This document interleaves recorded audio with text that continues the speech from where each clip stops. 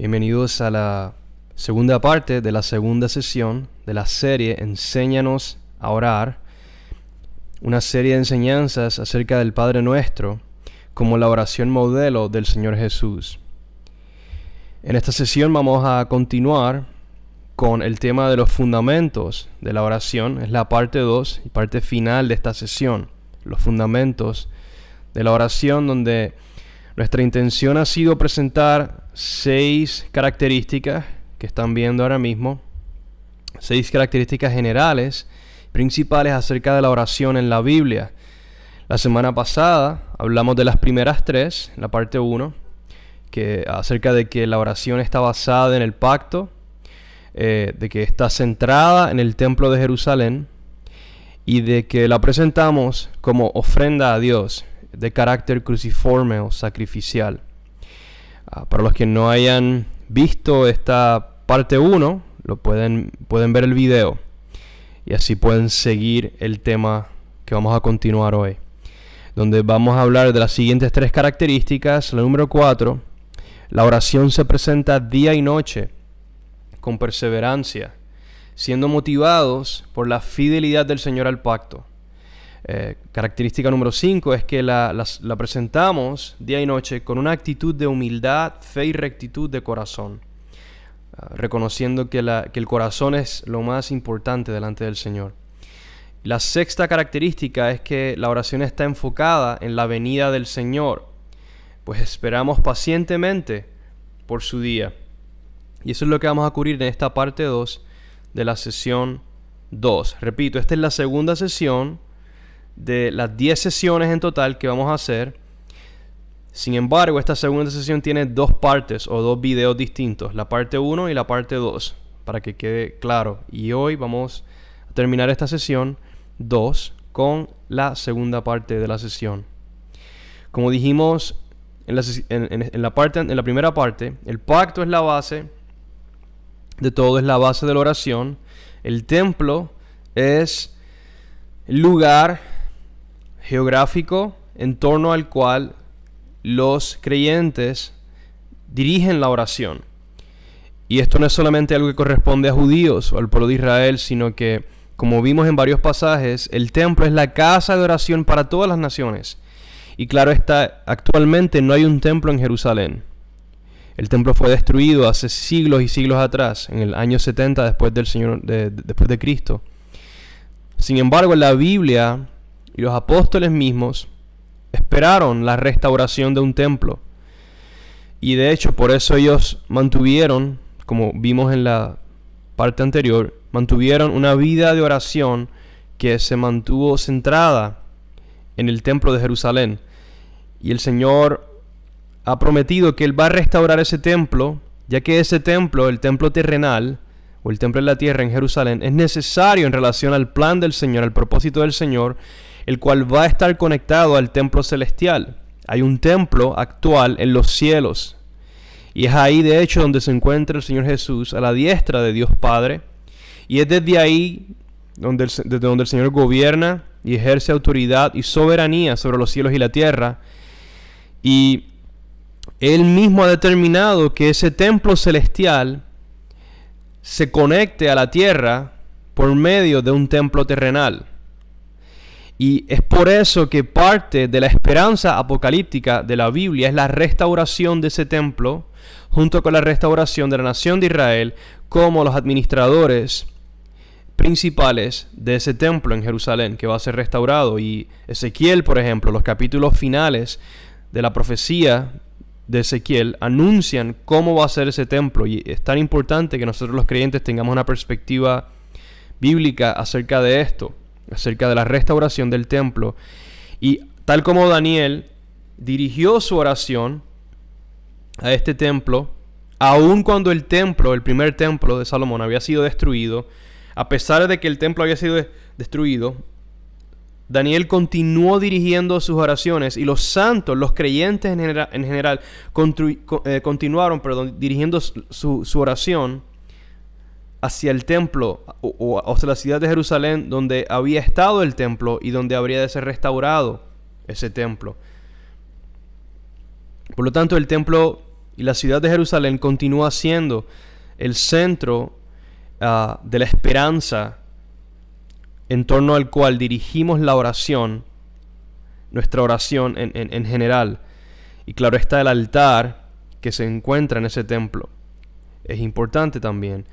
Y es ahí, en torno a ese lugar, en torno al cual los creyentes, judíos y gentiles, ofrecen sus oraciones como sacrificio por medio de salmos, himnos, oraciones al Señor, día y noche, noche y día, consistentemente, con perseverancia, sin desfallecer, como veremos hoy.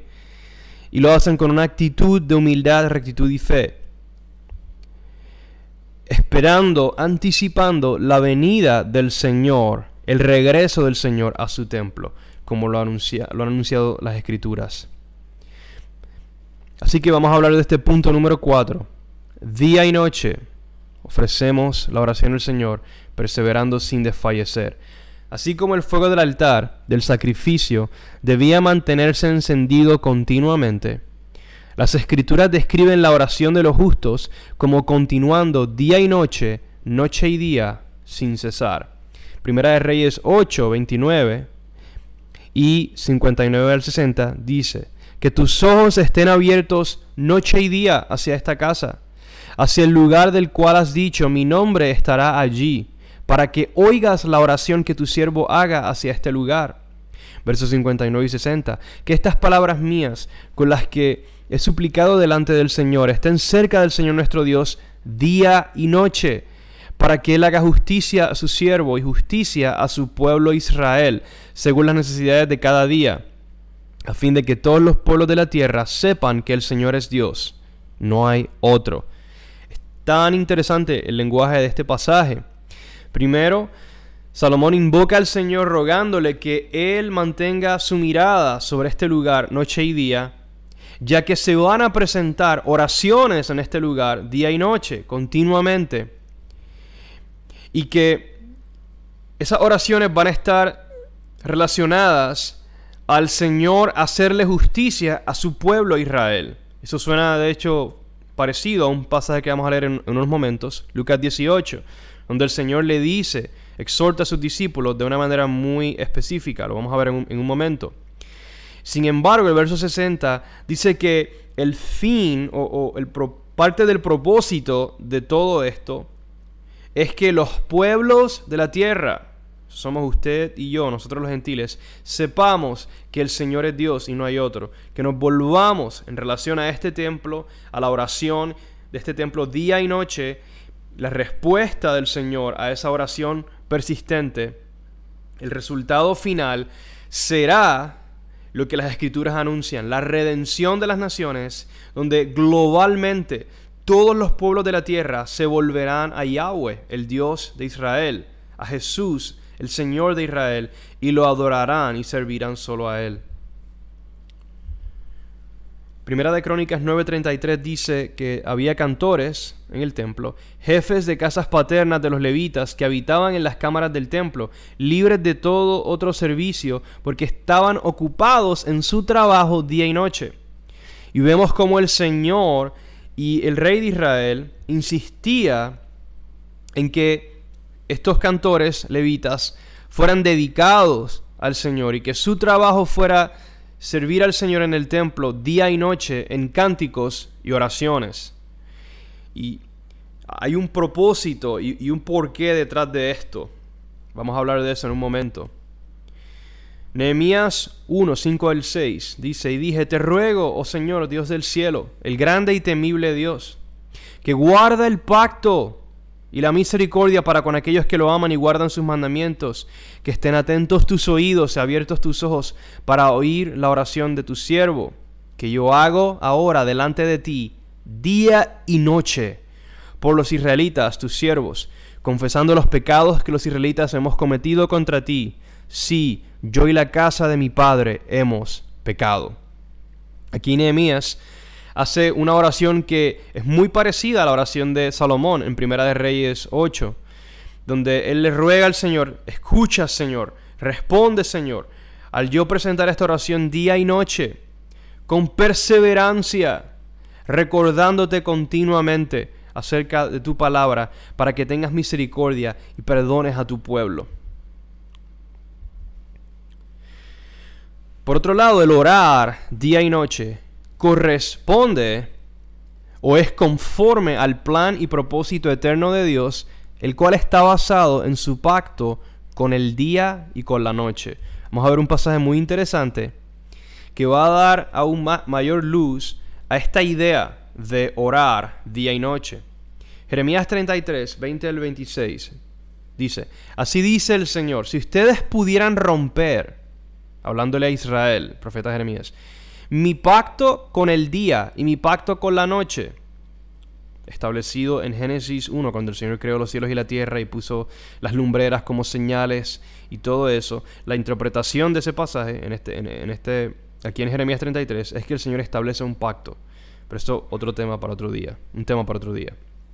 Pero dice: si pudieran romper mi pacto con el día y mi pacto con la noche, de modo que el día y la noche no vinieran a su tiempo, entonces también se podría romper mi pacto con mi siervo David, y él no tendría hijo para reinar sobre su trono con los sacerdotes levitas, mis ministros. Como no se puede contar el ejército del cielo, ni se puede medir la arena del mar, así multiplicaré la descendencia de mi siervo David y de los levitas que me sirven. Verso 25.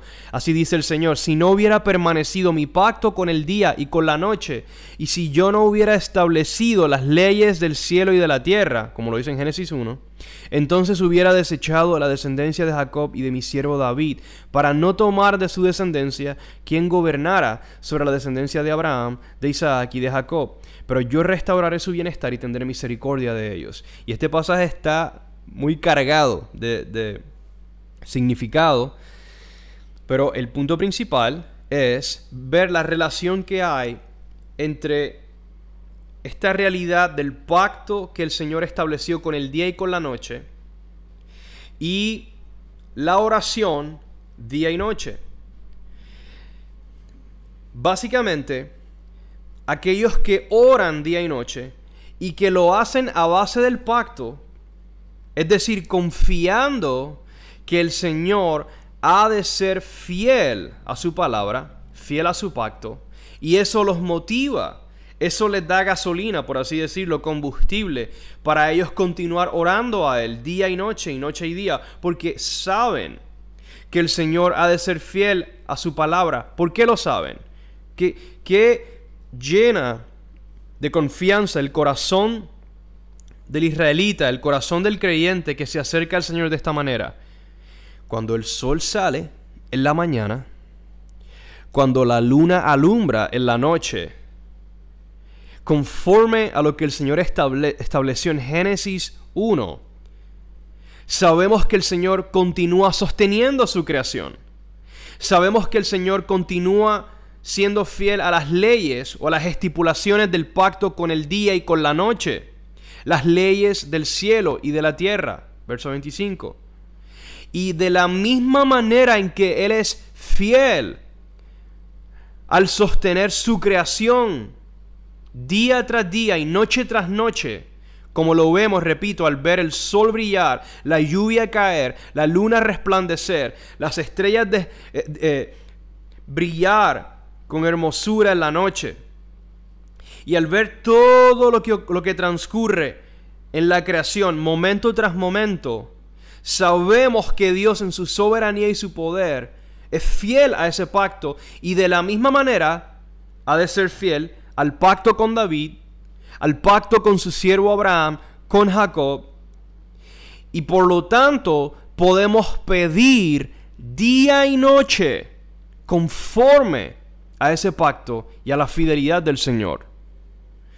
Día en la mañana, viendo el sol brillar, presentamos nuestra oración, y en la noche, viendo las estrellas resplandecer, presentamos nuestra oración, siendo recordados continuamente acerca de la fidelidad del Señor que responde a la oración.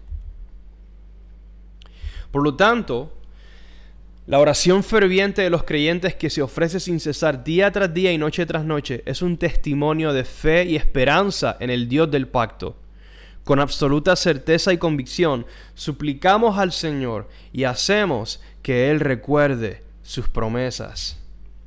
Como dice Isaías 62, versos 1 al 7, por amor de Sión, Jerusalén, no callaré,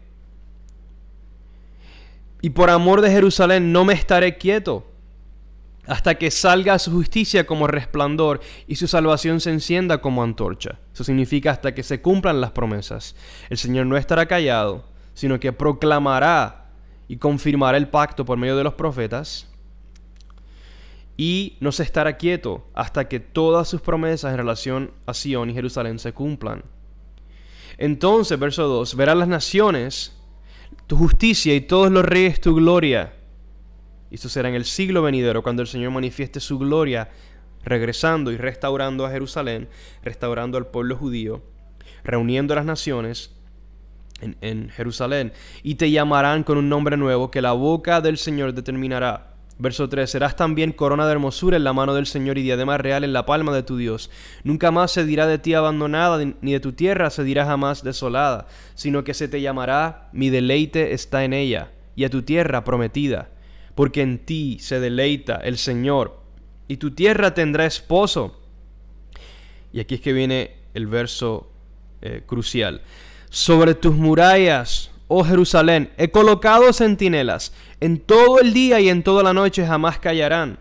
Ustedes que hacen que el Señor recuerde su pacto, sus promesas. No se den descanso, ni le concedan descanso hasta que la restablezca, hasta que haga de Jerusalén una alabanza en la tierra. Es tan importante notar cómo varios de los puntos que ya hemos mencionado a lo largo de esta sesión se integran en este pasaje.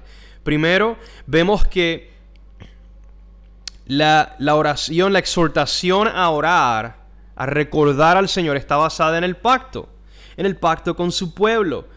Es una realidad israelocéntrica o centrada en la esperanza apocalíptica de Israel, en la oración, y está basada en el pacto. Número 2, está centrada en el templo, porque es el templo. El templo se encuentra en Sion, en Jerusalén, y es ese templo lo que será restaurado para el beneficio de las naciones, para que vean las naciones y aprendan y conozcan al Señor. Y cuando hablamos de las naciones en este contexto, no estamos hablando simplemente del remanente de creyentes gentiles que hemos creído en el Señor a lo largo de la historia hasta el día de hoy. Estamos hablando de un evento sin precedentes, global, en el regreso de Jesús, cuando las naciones como un todo, los reyes de la tierra y las naciones de la tierra, completamente a plenitud, se volverán al Señor y conocerán al Señor. En adición, vemos que la oración se ofrece al Señor día y noche, noche y día. Lamentaciones 2, 17 al 19, usa un lenguaje muy similar a Isaías 62, y vamos a ver de qué se trata.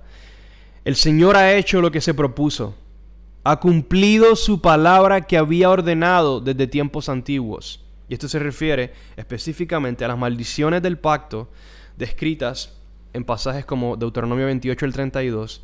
Yo les exhorto a que lean esos pasajes, esos capítulos, donde el Señor fue fiel a su palabra al juzgar y castigar severamente a Israel, y lo será hasta el tiempo de tribulación, cuando llegue el punto final de tribulación y castigo y se completen las maldiciones del pacto para con Israel en el fin del siglo, en el tiempo de angustia para Jacob y de gran tribulación. Y Jeremías reconoce que el Señor ha cumplido su palabra al hacer esto. Y claro está, este periodo comenzó con la destrucción del templo de Jerusalén en el año 586 a.C. y ha transcurrido hasta el día de hoy. La historia de Israel a partir de este periodo, cuando Jeremías y los profetas anunciaron la destrucción del templo y el exilio, la historia de Israel desde ese momento ha sido una de continuo sufrimiento y castigo hasta el día de hoy. siendo obviamente el evento más reciente, el Holocausto de los años 40, en el 1900, entre los años 30 y 40. Por lo tanto, no ha terminado, Israel no ha sido restaurado, Israel no ha sido, el reino no ha sido restaurado, Israel continúa en exilio. El Estado de Israel actual no es la restauración de Israel, ni de la nación de Israel. Es más que nada algo que el Señor ha provisto, precisamente para culminar con su trato severo con Israel. No hay paz en Israel, no hay seguridad en Israel, no hay justicia en Israel, no hay rectitud en Israel. Es un error craso pensar de esta manera, pero no voy a continuar con ese tema. Lo importante es que Jeremías reconoce que al castigar a Israel, el Señor es fiel. Por eso dice, ha derribado sin perdonar, ha hecho que se alegre el enemigo sobre ti, ha exaltado el poder de tus adversarios. El corazón de ellos clamó al Señor. Muralla de la hija de Sión, corran tus lágrimas como un río día y noche. No te des reposo, no tengan descanso tus ojos. Levántate, da voces en la noche al comenzar las vigilias, derrama como agua tu corazón ante la presencia del Señor. Alza hacia Él tus manos por la vida de tus pequeños que desfallecen de hambre en las esquinas de todas las calles. Así que aquí el carácter de esta oración día y noche es un lamento por Israel, por Jerusalén. Lucas 2, 25 al 32 y 36 al 37, he puesto estos dos pasajes juntos para que veamos el contexto. Dice que había en Jerusalén un hombre que se llamaba Simeón. Este hombre justo y piadoso esperaba la consolación de Israel, la consolación de la angustia en la que Israel ha estado por siglos.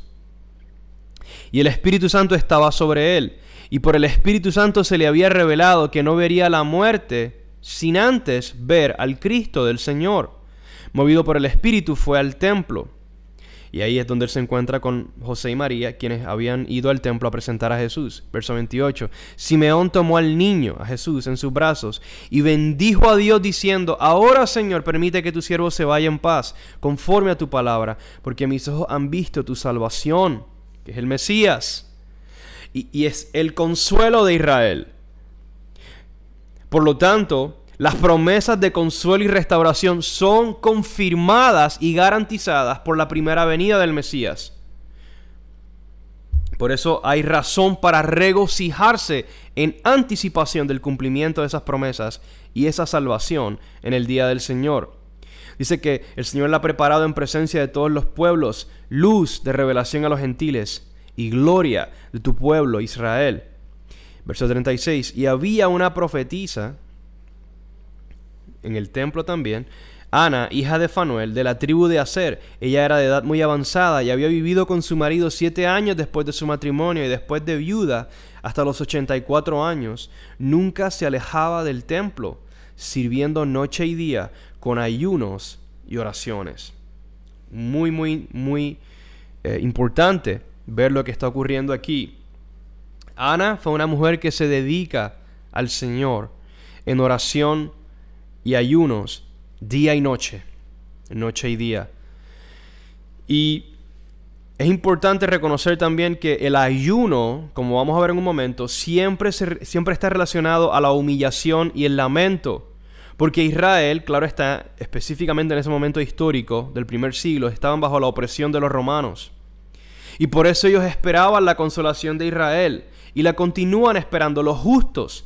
Los creyentes, el remanente de creyentes en Jesús, en Israel, se supone que continúa esperando por esta consolación, teniendo, claro está, la diferencia es que el Mesías viene, repito, y asegura, garantiza y confirma la salvación final y la restauración final de Israel, y se convierte en una fuente de consuelo, esperanza y gozo para la nación.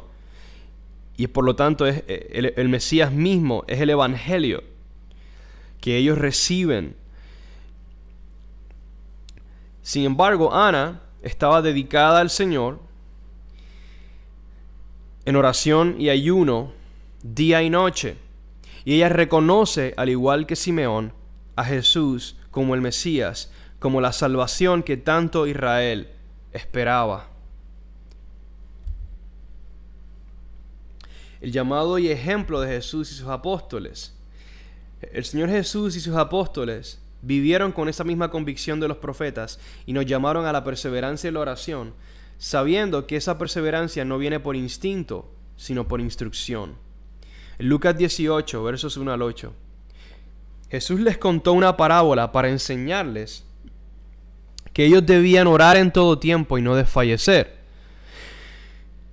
Había en cierta ciudad un juez que ni temía a Dios ni respetaba a hombre alguno. También había en aquella ciudad una viuda, la cual venía a él constantemente diciendo: hágame justicia de mi adversario. Por algún tiempo el juez no quiso, pero después dijo para sí: aunque ni temo a Dios ni respeto a hombre alguno, sin embargo, porque esta viuda me molesta, le haré justicia, no sea que por venir continuamente me agote la paciencia.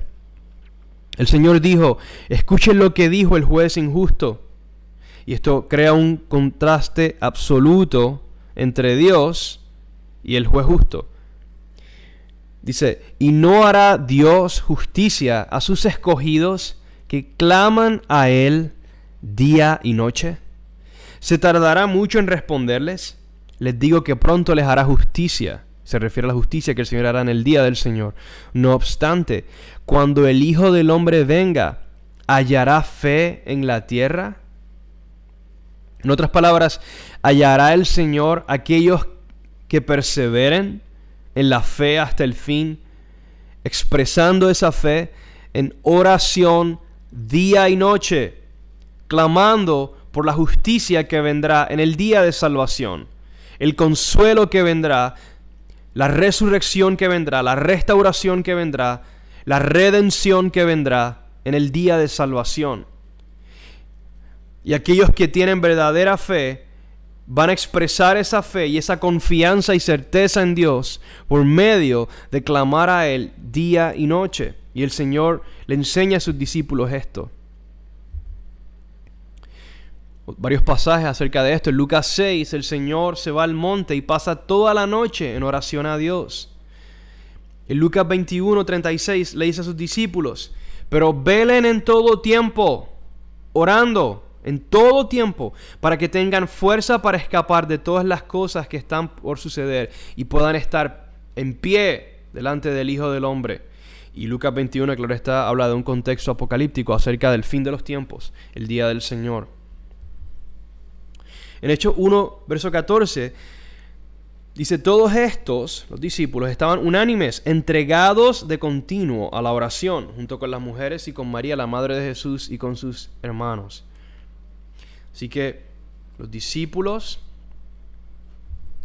estaban dedicados a la oración. Como dice Hechos 2:42, que se dedicaban continuamente a la enseñanza, a la comunión, al partimiento del pan y a la oración. Se dedicaban continuamente. Y en Hechos 6:4, los apóstoles reconocen la necesidad de ellos entregarse a la oración y al ministerio de la palabra. Vemos también en Romanos 12, 11 al 12, el apóstol Pablo dice: no sean perezosos en lo que requiere diligencia, sean fervientes en espíritu, sirviendo al Señor, gozándose en la esperanza, perseverando en el sufrimiento, dedicados a la oración. Tan significativo este pasaje. No seamos perezosos, hermanos, en lo que requiere diligencia.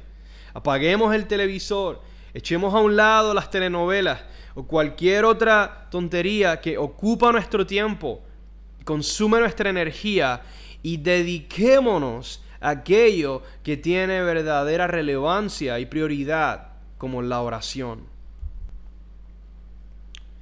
En Efesios 6:18, Pablo nos dice que con toda oración y súplica oremos en todo tiempo en el Espíritu, y así velemos con toda perseverancia y súplica por todos los santos.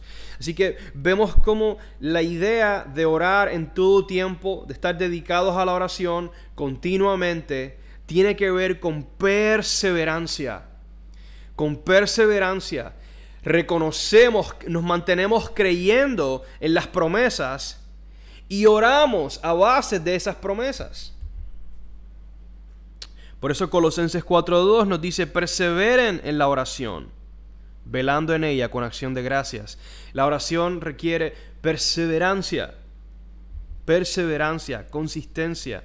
Primera de Timoteo 2, verso 8. Por tanto, quiero que en todo lugar los hombres oren levantando manos santas, sin ira ni discusiones. Es la exhortación, el llamado de Pablo. Primera de Pedro 4, verso 7. Pero el fin de todas las cosas se acerca. Nuevamente el contexto apocalíptico. Sean pues ustedes prudentes y de espíritu sobrio para la oración. Necesitamos sobriedad. Necesitamos desintoxicarnos de la embriaguez de este mundo, de este presente siglo malo, y ser de espíritu sobrio para la oración. Judas 20 al 21. Pero ustedes, amados, edificándose en su santísima fe, orando en el Espíritu Santo, consérvense en el amor de Dios, esperando ansiosamente la misericordia de nuestro Señor Jesucristo para vida eterna. Refiriéndose a la misericordia, la gracia que se nos mostrará en la venida del Señor. En conclusión, la perseverancia en la oración, día y noche, se constituye en un sacrificio vivo que demuestra nuestra confianza en Dios hasta el fin. Vamos a hablar ahora de la característica número 5 de la oración. La hacemos de corazón, con humildad, fe y rectitud. Como dijo el rey David en el Salmo 51, versos 16 al 17, porque tú no te deleitas en sacrificio, de lo contrario yo lo ofrecería. No te agrada el holocausto. Los sacrificios de Dios son el espíritu contrito. Al corazón contrito y humillado, oh Dios, no despreciarás. Por eso, la actitud del corazón es lo más importante en la oración. La humildad en arrepentimiento, la fe sincera y la rectitud de corazón que resisten la hipocresía y la autojustificación son virtudes esenciales a la hora de orar. El Salmo 17, verso 1 dice: oye, oh Señor, una causa justa. Atiende a mi clamor, presta oído a mi oración, que no es de labios engañosos. El 26, Salmo 26, 1 al 4. Hazme justicia, esa es la petición, pero esta petición, la respuesta a esta petición depende de lo siguiente. Dice: oh Señor, porque yo en mi integridad he andado, y en el Señor he confiado, no en la carne, no en el hombre, en el Señor he confiado, he puesto mi fe, sin titubear. Examíname, oh Señor, y pruébame, escudriña mi mente y mi corazón, porque delante de mis ojos está tu misericordia, y en tu verdad he andado. Con los falsos no me he sentado, ni con los hipócritas iré. Disculpen. Por eso es tan importante guardar el corazón en relación a presentar nuestra oración delante del Señor. La actitud del corazón. Continuando, el Salmo 34, 15 al 18 dice que los ojos del Señor están sobre los justos y sus oídos atentos a su clamor. El rostro del Señor está contra los que hacen mal, para cortar de la tierra su memoria. Claman los justos y el Señor los oye y los libra de todas sus angustias. Cercano está el Señor a los quebrantados de corazón y salva a los abatidos de espíritu. Es a esos a quienes el Señor les responde. El Señor no responde a cualquier oración. El Señor le da prioridad a la calidad de la oración, mucho más que a la cantidad de la oración. Por lo tanto, es importante que nuestra oración día y noche tenga el carácter cualitativo de un corazón quebrantado, de un espíritu abatido en arrepentimiento y humildad. Como el Salmo 66, 17 al 20 dice: con mi boca clamé a Él, y ensalzado fue con mi lengua. Si observo iniquidad en mi corazón, el Señor no me escuchará. Pero ciertamente Dios me ha oído, Él atendió a la voz de mi oración. Bendito sea Dios, que no ha desechado mi oración, porque es posible que el Señor deseche nuestra oración si no lo hacemos con el corazón correcto. Joel 2, 12 al 13, el Señor llama al pueblo a que se vuelvan a Él de todo corazón y a que rasguen su corazón y no sus vestidos, porque históricamente, en este tiempo, los israelitas, en tiempos de lamento y crisis, ellos se volvían al Señor y rasgaban su ropa. Era una expresión de lamento. Sin embargo, el Señor aquí les dice, no rasguen meramente su ropa, rasguen su corazón, muestren verdadero arrepentimiento y sinceridad. ¿Por qué? Porque Él es compasivo y clemente, lento para la ira,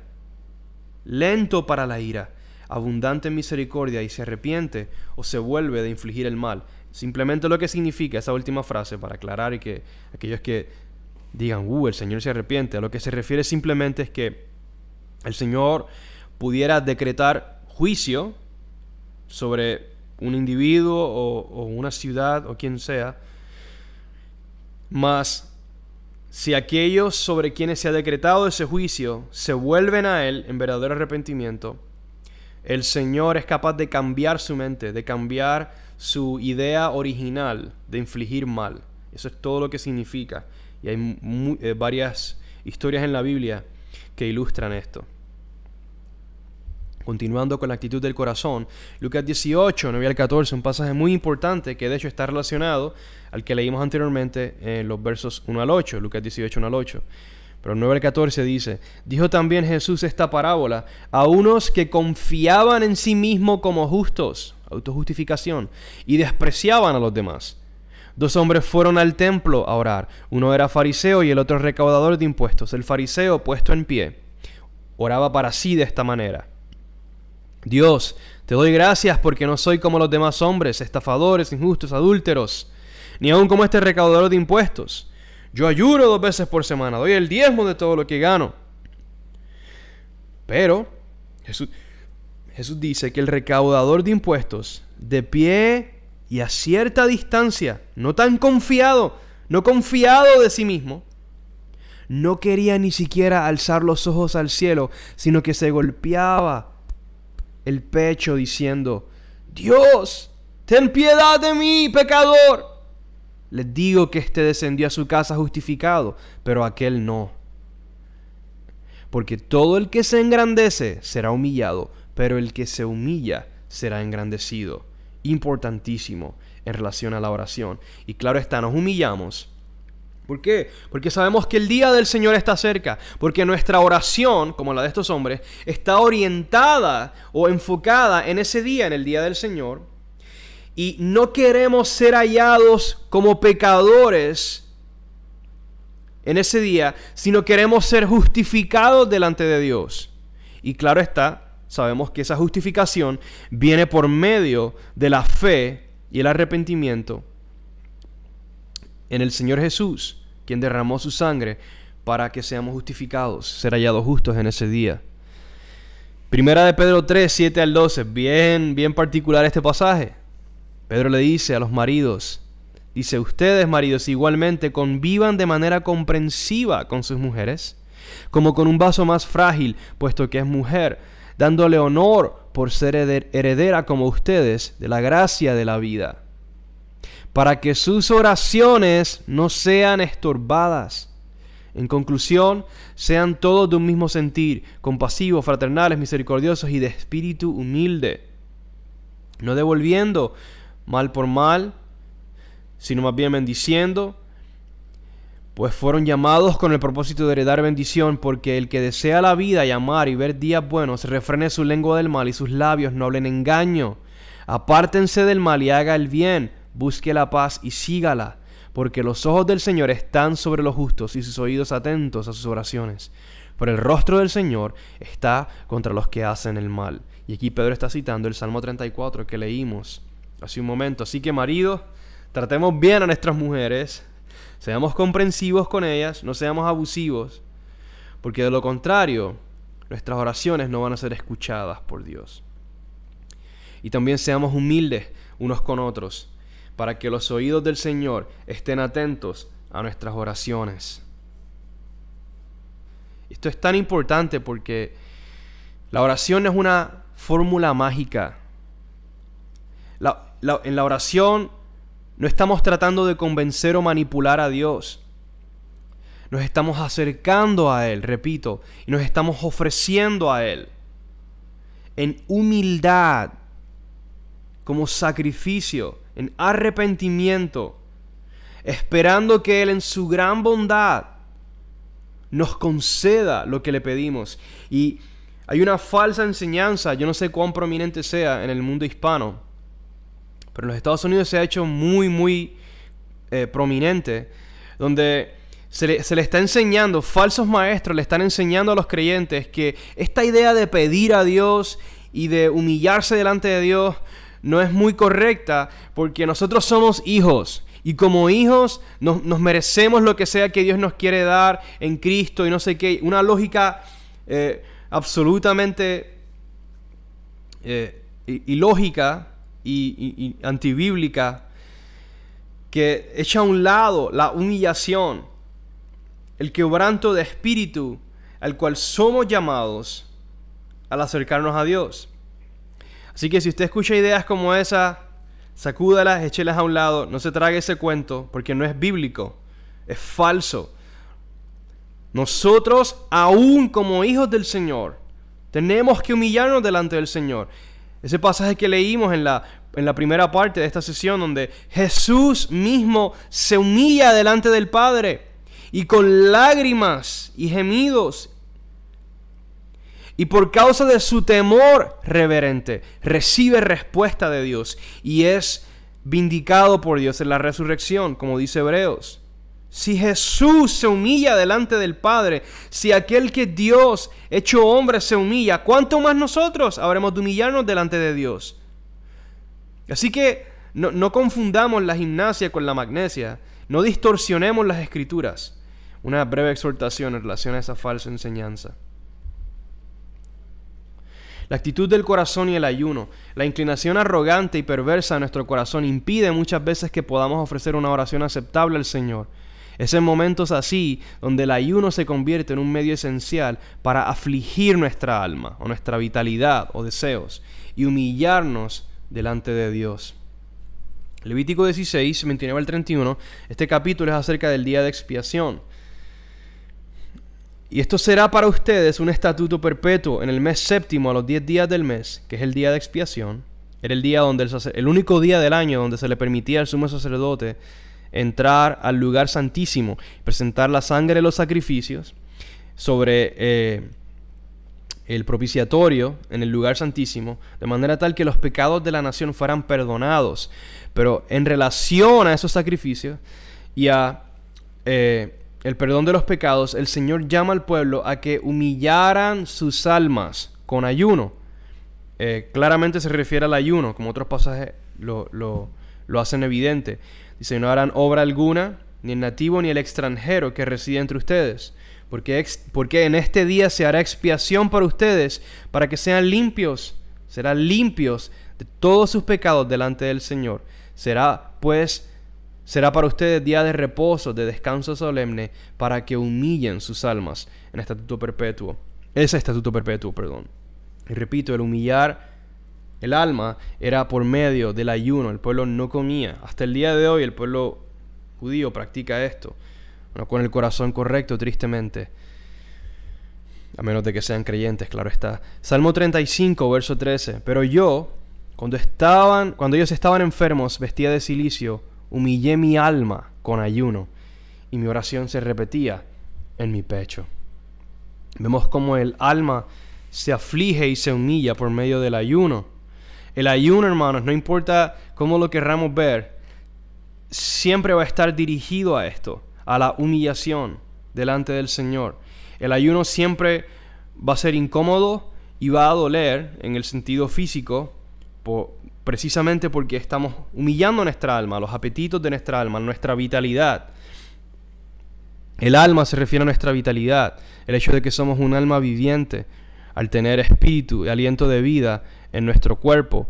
Y por lo tanto, cuando no comemos, estamos reduciendo nuestra vitalidad. Nos sentimos débiles, nos sentimos decaídos, y eso se supone que aprovechemos esa oportunidad para humillarnos delante del Señor y pedir por su misericordia, repetir nuestra oración, delante de Él.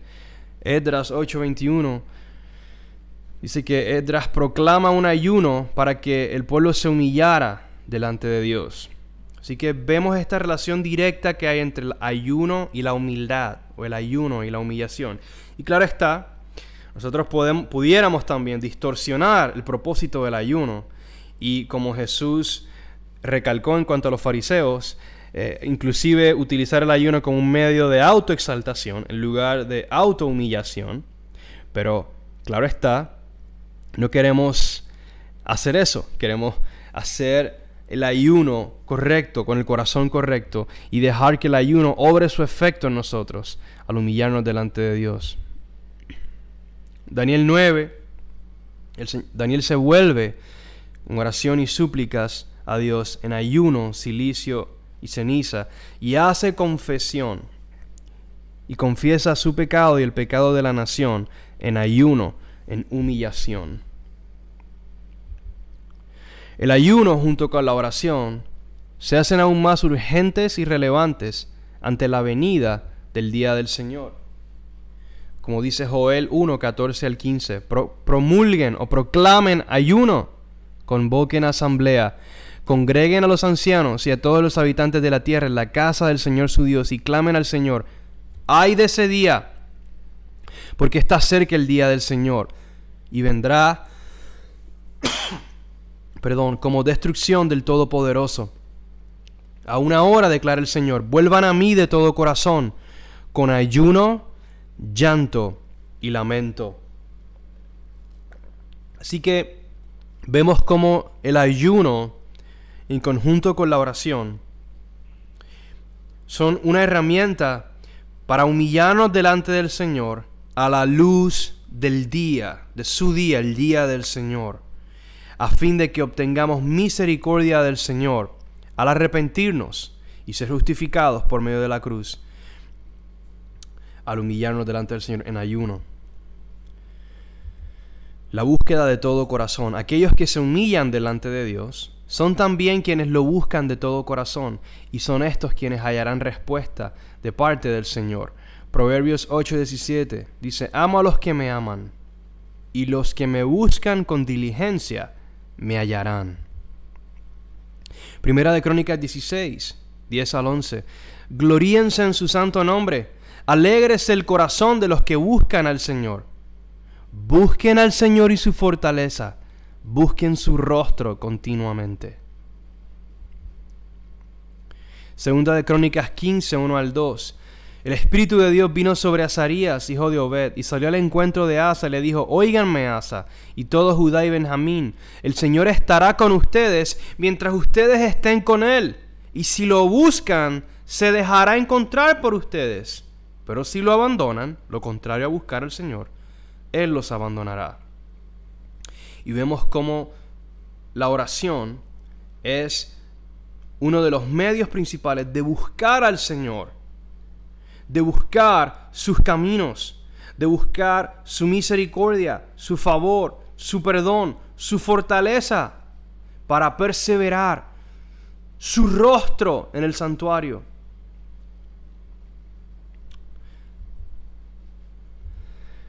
El Salmo 9, verso 10 dice: en ti pondrán su confianza los que conocen tu nombre, porque tú, oh Señor, no abandonas a los que te buscan. Y el Salmo 27:4, un famoso pasaje: una cosa he pedido al Señor, y esa buscaré esa cosa que le pido al Señor en oración, que habite yo en la casa del Señor todos los días de mi vida, para contemplar la hermosura del Señor y para meditar en su templo. Este pasaje es muy importante porque primero estamos pidiéndole a Dios algo que buscamos. Le pedimos en oración algo que buscamos.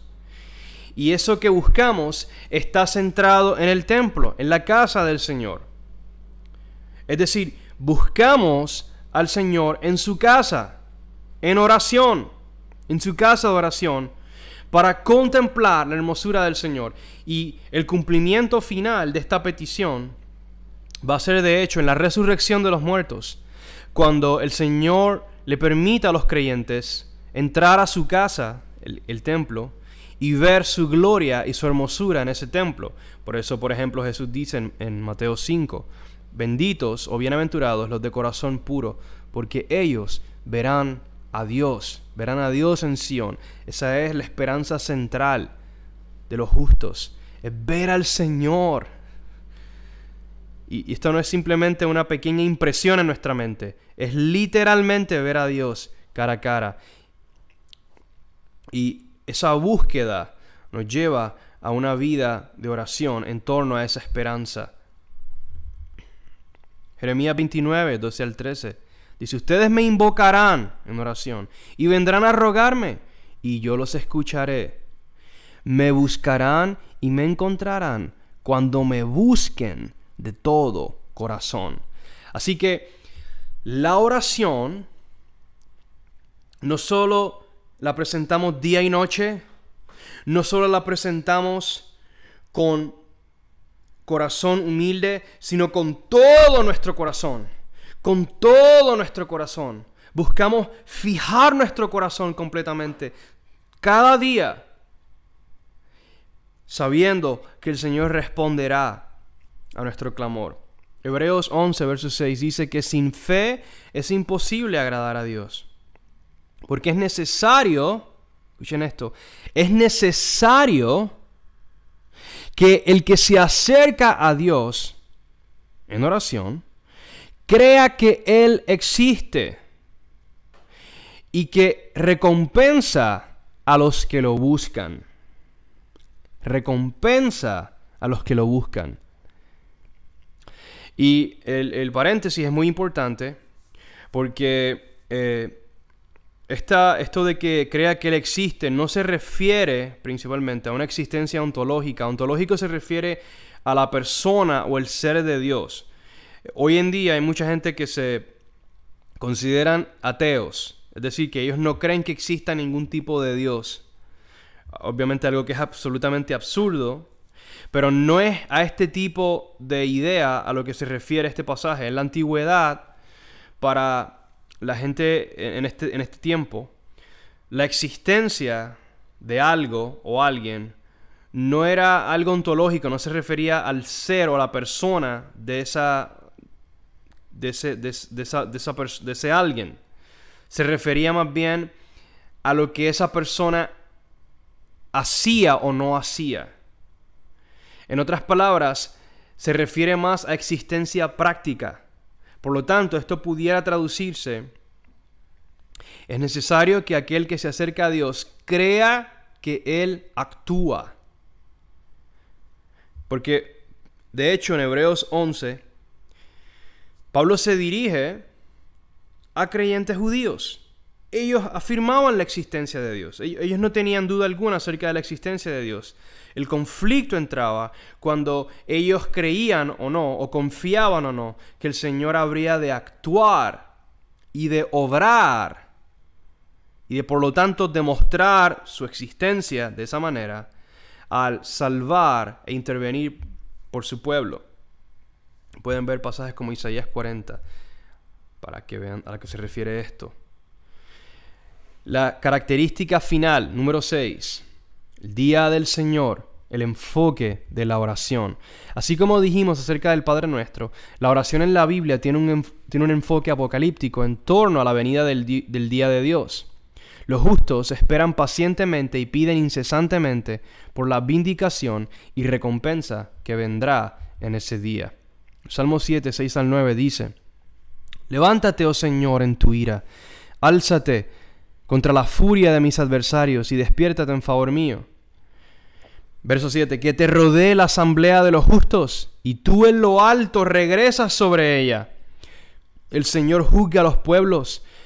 Júzgame, oh Señor, conforme a mi justicia y a la integridad que hay en mí, que se acabe la maldad de los impíos, pero establece tú al justo, porque el Dios justo prueba los corazones y las mentes.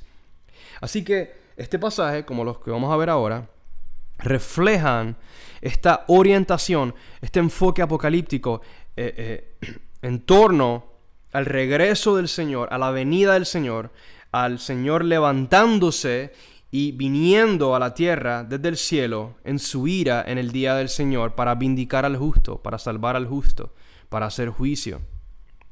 El Salmo 9, 18 al 19 dice: pues el necesitado no será olvidado para siempre, ni la esperanza de los afligidos perecerá eternamente. Levántate, oh Señor, no prevalezca el hombre, sean juzgadas las naciones delante de ti. Ven, señores, por lo tanto, este clamor singular de la oración del justo. Salmo 17, versos 1 y 2 y 3 y 15 dicen: oye, oh Señor, una causa justa. Atiende a mi clamor, presta oído a mi oración, que no es de labios engañosos. Que de tu presencia venga mi vindicación, que tus ojos vean lo que es justo. Verso 13. Levántate, Señor, sal a su encuentro, derríbalo con tu espada, libra mi alma del impío en el día del Señor. Como vamos a ver ahora. Líbrame de los hombres con tu mano, oh Yahweh, de los hombres del mundo, cuya herencia está en esta vida. Verso 15. En cuanto a mí, en justicia contemplaré tu rostro. Al despertar en la resurrección, me saciaré cuando contemple tu semblante. Absolutamente, la oración del justo está fija, enfocada en la vindicación, la justicia del día del Señor. Salmo 50, 1 al 4. El poderoso Dios, el Señor, ha hablado y ha convocado a la tierra desde el nacimiento del sol hasta su ocaso. Desde Sión, perfección de hermosura, Dios ha resplandecido. Que venga nuestro Dios y no calle. El fuego consume delante de él, y a su derredor hay gran tempestad. Él convoca a los cielos en lo alto y a la tierra para juzgar a su pueblo. Y esto habla de pasajes como en Mateo 24, donde el Señor dice que Él vendrá de los cielos, en las nubes, con poder y gran gloria, con fuego consumidor, con una gran tempestad, para juzgar a su pueblo. Y el clamor aquí está enfocado en ese día. Salmo 82, verso 8. Levántate, oh Dios, juzga la tierra, porque tú posees todas las naciones. Una y otra vez vemos cómo las Escrituras, y en este caso los Salmos particularmente, que es el libro principal de oración en la Biblia, continúan teniendo este enfoque apocalíptico de la oración. Delante de Efraín, Salmo 80, de Benjamín y de Manasés, despierta tu poder y ven a salvarnos. Restáuranos, oh Dios, y a resplandecer tu rostro sobre nosotros, y seremos salvos. Y esta es la misma idea detrás de la frase en Mateo 6, verso 10, de la cual, claro está, hablaremos con más detalle en el resto de la serie de enseñanzas. Venga tu reino, hágase tu voluntad, así en la tierra como en el cielo. Apocalipsis 22, 20 dice que el que testifica estas cosas dice: sí, vengo pronto. Y nosotros decimos: amén, ven, Señor Jesús. Nuestra perseverancia en la espera por ese día es sostenida por la gracia de Dios impartida por medio del Espíritu Santo. Por eso el Señor Jesús enfatizó el pedir por el don del Espíritu, o el depósito del Espíritu, que nos es dado como garantía de la herencia eterna en el siglo venidero. Lucas 11:13 dice: pues si ustedes, siendo malos, saben dar buenas dádivas a sus hijos, ¿cuánto más su Padre Celestial dará el Espíritu Santo a los que se lo pidan? Y en Juan 14:26 Jesús dice: pero el Consolador, el Espíritu Santo, a quien el Padre enviará en mi nombre, al pedirlo en oración, Él les enseñará todas las cosas y les recordará todo lo que les he dicho, a fin de que podamos perseverar y ser sostenidos por el Espíritu, por la gracia de Dios, en este arduo trayecto de perseverancia a la luz de la esperanza. Juan 16:13: pero cuando Él, el Espíritu de verdad, venga, lo guiará a toda la verdad, porque no hablará por su propia cuenta, sino que hablará todo lo que oiga y les hará saber lo que habrá de venir. Nos dará aún mayor claridad, convicción acerca de la esperanza apocalíptica. Primera de Corintios 1, 4 al 8. Este es tan claro este pasaje. Dice, siempre doy gracias a mi Dios por ustedes, por la gracia de Dios que les fue dada en Cristo Jesús, hablando del Espíritu, como vamos a ver ahora. Porque en todo ustedes fueron enriquecidos en él, en toda palabra y en todo conocimiento, así como el testimonio acerca de Cristo fue confirmado en ustedes, de manera que nada les falta en ningún don, hablando del don del Espíritu. Esperando ansiosamente la revelación de nuestro Señor Cristo Jesús. Él también los confirmará hasta el fin, para que sean irreprensibles en el día de nuestro Señor Cristo Jesús. Así que Pablo pone varias cosas en perspectiva. Número 1, él da gracias a Dios porque los creyentes en Corinto habían sido confirmados en la fe por medio del don del Espíritu, de manera tal que ellos podían esperar con mayor convicción ansiosamente la revelación del Señor Jesús en el día del Señor. Es a eso a lo que se refiere la revelación. Se refiere a la manifestación de su gloria, su persona, literalmente en el día del Señor. Dice que aún nos confirmará hasta el fin y nos hará irreprensibles hasta ese día. Irreprensible significa que no haya reproche, no haya algo por lo que el Señor deba reprendernos en ese día. Primera de Corintios 2, 1 al 5 dice, por eso cuando fui a ustedes, hermanos, proclamándoles el testimonio de Dios, es decir, el Evangelio, no fui con superioridad de palabra o de sabiduría, porque nada me propuse saber entre ustedes excepto a Cristo Jesús y este crucificado. Estuve entre ustedes con debilidad y con temor y mucho temblor, y mi mensaje y mi predicación no fueron con palabras persuasivas de sabiduría, sino con demostración del Espíritu y de poder, para que la fe de ustedes no descanse en la sabiduría de los hombres, sino en el poder de Dios. Y la fe de los creyentes se refiere a su fe y su confianza en el día del Señor, es decir, lo que el Señor va a llevar a cabo en ese día, la resurrección de los muertos, el establecimiento del reino, la destrucción del impío en ese día. Por lo tanto, el poder del Espíritu Santo, la demostración del Espíritu, está dirigido a confirmar el testimonio acerca de ese día, para que nuestra fe en ese testimonio acerca de ese día esté basada en el poder de Dios y así podamos perseverar. Es absolutamente crucial el pedir por el don del Espíritu que confirma la esperanza apocalíptica y nos hace continuar en la fe. Efesios 1, 13 al 14 habla de esto, de cómo el Espíritu de la promesa que nos es dado, es dado como garantía de nuestra herencia, con miras ¿a qué? A la redención de la posesión. ¿Cuándo? En el día del Señor. El día de redención es en el día del Señor, para alabanza de su gloria.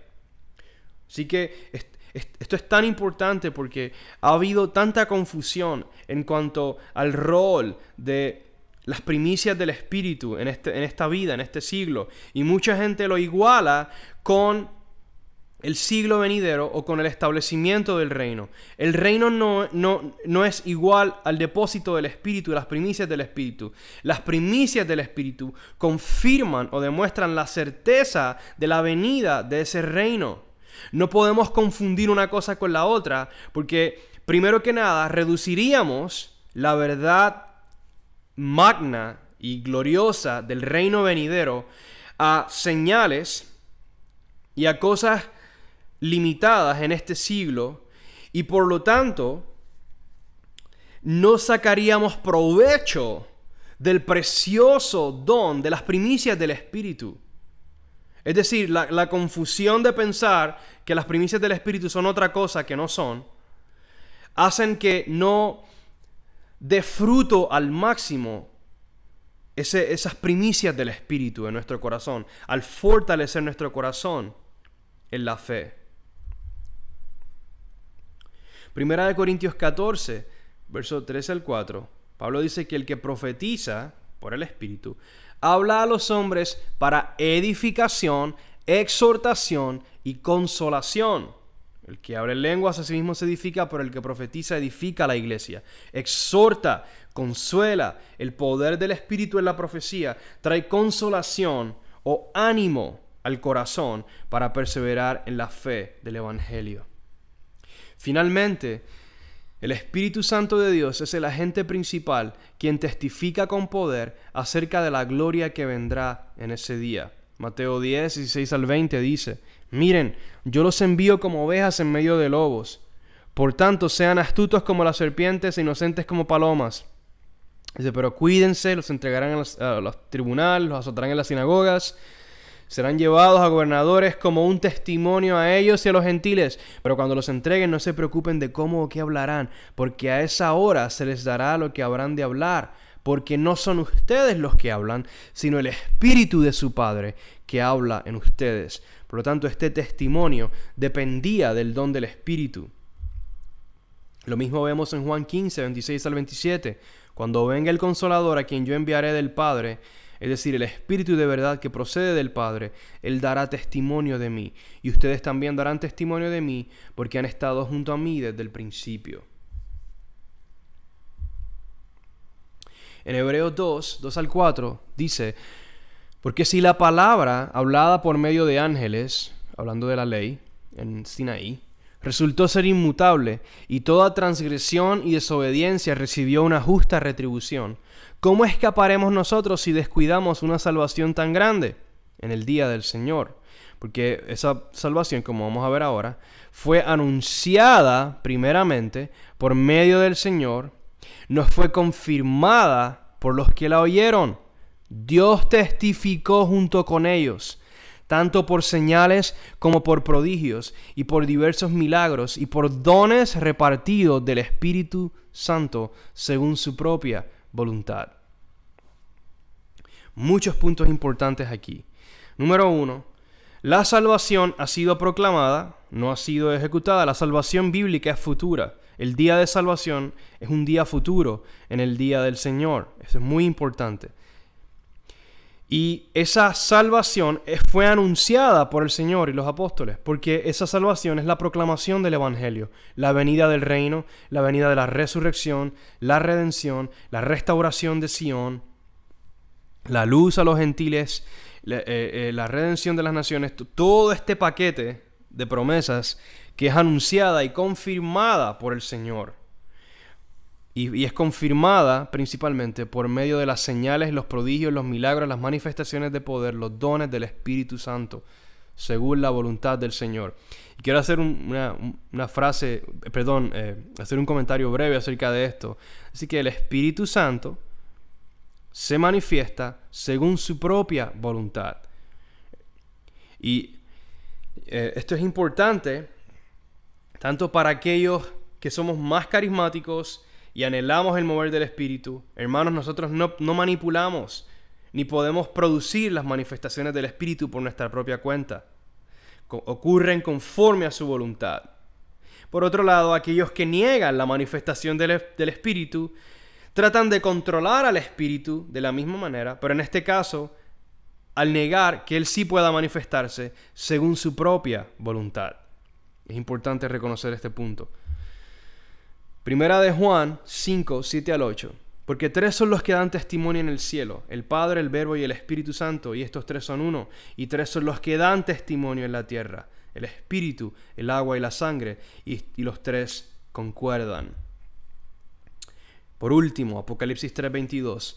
El que tiene oído, oiga lo que el Espíritu dice a las iglesias. El testimonio y la obra del Espíritu es esencial en relación a nuestra perseverancia a la luz del día del Señor y la consistencia en la oración a la luz de ese día también. Así que esta ha sido la parte 2 de la sesión 2 de la serie de enseñanzas Enséñanos a orar.